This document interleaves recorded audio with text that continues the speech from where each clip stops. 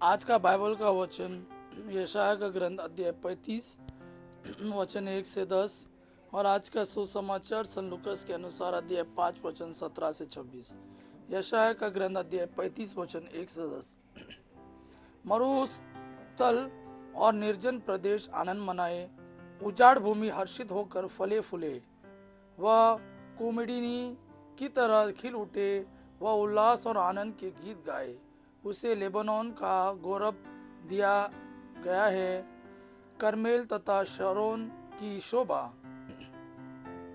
लोग प्रभु की महिमा तथा हमारे ईश्वर के प्रताप के दर्शन करेंगे।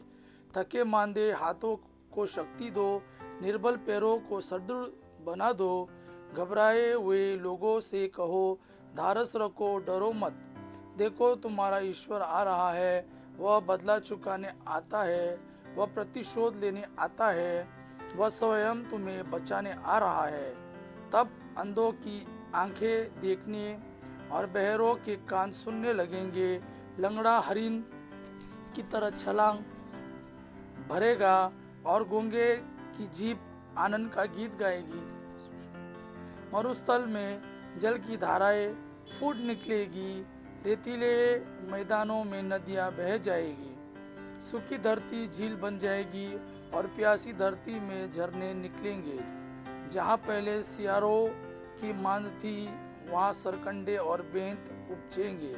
वहाँ एक राजमार्ग बिछा दिया जाएगा जो पवित्र मार्ग कहलाएगा। कोई भी पापी उस पर नहीं चलेगा।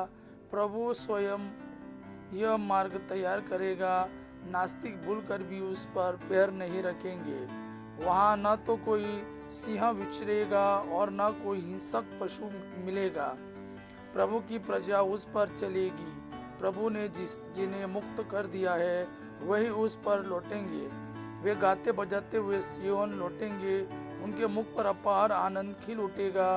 वे हर्ष और उल्लास के साथ लौटेंगे। दुख और विलाप का अंत हो जाएगा। आज का सुसमाचार सन लूकास के अनुसार अध्याय 5 वचन 17 से 26। ईसा किसी दिन शिक्षा दे रहे थे। फरीसी और शास्त्री पास ही बैठे हुए थे। वे गलीलिया तथा यहूदिया के हर एक गांव से और यरूशलेम से भी आए थे।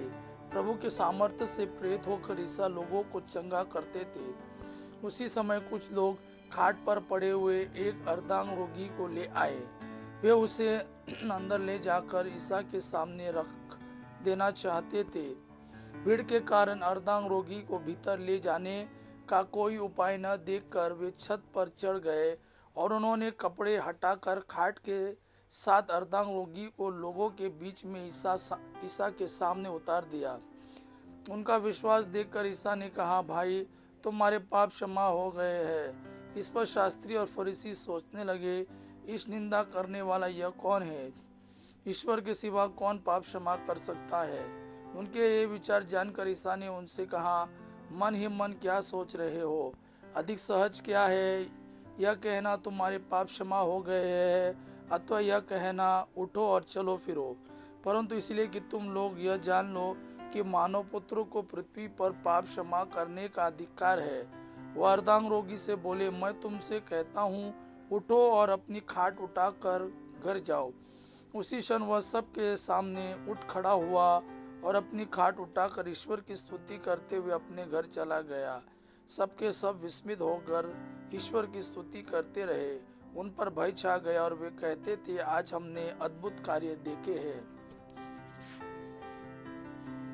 यह प्रभु का वाणी है। प्रभु को धन्यवाद।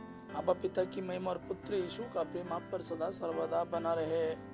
आमीन।